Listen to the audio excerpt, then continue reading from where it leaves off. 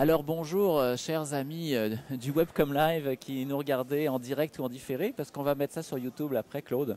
Je suis avec Claude Théorec, j'ai le plaisir de vous présenter. On se connaît depuis seulement quelques minutes, mais par contre, oui, mais par contre donc je connais un petit peu votre entreprise Nexalogy qui fait des belles choses et on se disait à l'instant avant de commencer l'entrevue que vous avez appliqué des principes d'astronomie pour surveiller le web. Est-ce que vous pouvez m'expliquer ça en 2 minutes? Effectivement, mon ancienne vie, j'étais astrophysicien. Alors, on cherchait les trous noirs au centre des galaxies. Et j'ai aidé à fonder le département de physique de McGill. J'étais le premier doctorant en astro de McGill. Et ensuite, quand on regarde pour un trou noir au centre d'une galaxie, c'est comme trouver une mouche sur un lampadaire. C'est à peu près le même niveau de signal et de bruit de fond. OK. Alors, sur les médias sociaux, on a un immense problème de signal versus le bruit de fond. Si vous allez sur Blogspot, on sait qu'il y a des énormes problèmes de spam, etc., qui se passent. Il y a aussi les spam bots sur Twitter. OK. Alors, nous, avec notre technologie, on arrive à lire directement tout ce qu'il y a sur Google ou tout ce qu'il y a sur Twitter. Et après ça, on regarde pour des coïncidences des coïncidences sémantiques. Et on applique essentiellement une sociologie qui a été inventée à Paris, qui s'appelle la théorie des acteurs réseau. La théorie, pardon? La théorie des acteurs réseau. Des acteurs réseau. Alors, c'était inventé par Bruno Latour à l'École des Mines. Et moi, j'ai travaillé directement avec ces gens-là à Paris. Alors, c'est là où j'ai fait la transition de l'astrophysique à la sociologie très avancée.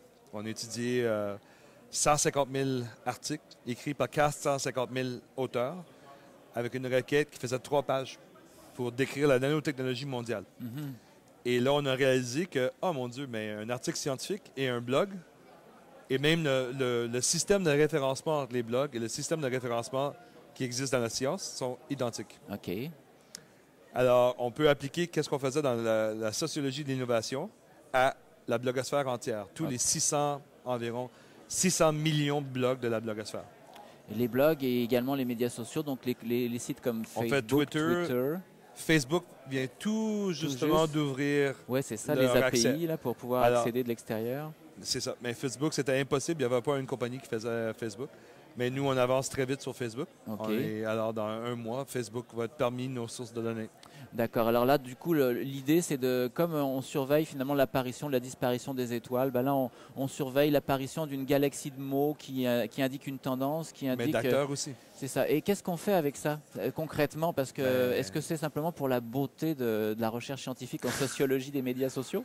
Non, on a des clients très sérieux. On a eu comme Petro-Canada, on a eu le premier ministre du Québec pour un bout de temps. On a eu le Parti libéral du Canada. C'est pour ça qu'ils sont dans le trouble, alors.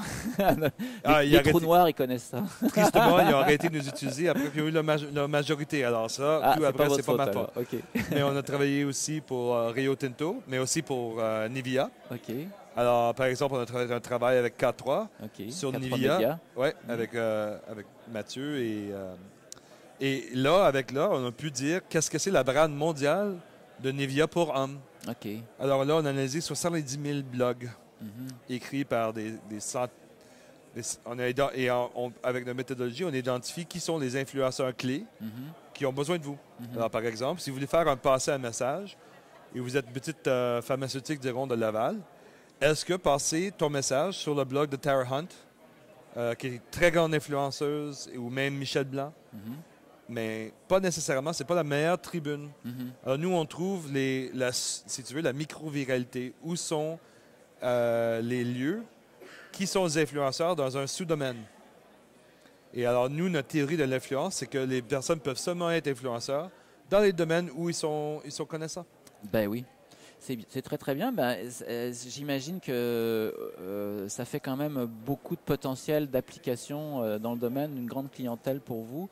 Les affaires, est-ce que les affaires vont bien pour cette start-up qui a démarré il y a quelques années maintenant? Bien, la start-up a démarré à Caroline. On était 3, en fait. Caroline, on est rendu 9. Vous êtes 9 à temps plein. Donc ça avance bien. Et il y a eu un de nos clients qui ont décidé d'investir. Alors, Environics, qui était une firme de sondage, qui appartenait à une grosse partie de Crop d'ailleurs, sont venus vers nous. Alors, mais là, on a des compétiteurs même d'Environics qui viennent nous voir parce qu'ils ont besoin.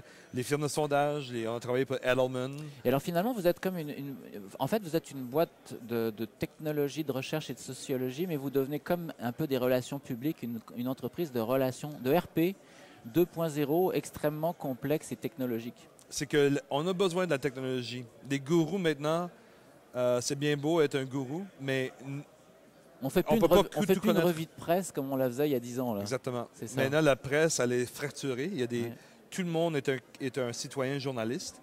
Et la revue de presse qui était sur 5 ou 6 journaux, et on lisait tout, mais c'est fini. Parce qu'aujourd'hui, même CBL, disons, est-ce que le site web de CBL, c'est un site web? C'est ça. C'est un blog. Ma question, c'est finalement, vous vous adressez à des entreprises qui sont vos clients, mais est-ce que les gens de relations publiques... Absolument. On a travaillé pour Edelman. On a travaillé, essayé de travailler avec Cossette pendant 1 an. On était associé avec Cossette. Et on travaille beaucoup avec Social Media Group de Toronto, qui est Maggie Fox, qui est une des plus grandes influenceuses du web en anglais. Et puis, il ne reste plus trop de temps. Et puis, vous êtes commanditaire, si j'ai bien compris. On était présentateur à Toronto pour Welcome Toronto. On a commandité hier soir le cocktail de Welcome. Qui était très, très sympathique, oui. Super. Et il faudrait que je vous présente, justement, parlant de relations publiques, Mylène Forget, qui est ici aussi, qu'on va sûrement voir à notre micro tantôt, parce qu'elle est également commanditaire et dans les relations publiques. Alors, je suis sûr que ça l'intéresse. Est-ce que vous venez faire du réseautage aussi, là, échanger des cartes? On fait beaucoup de réseautage. On comprend la sociologie du réseautage. C'est excellent. Merci beaucoup, Claude. Ça m'a fait plaisir de vous recevoir. Oui.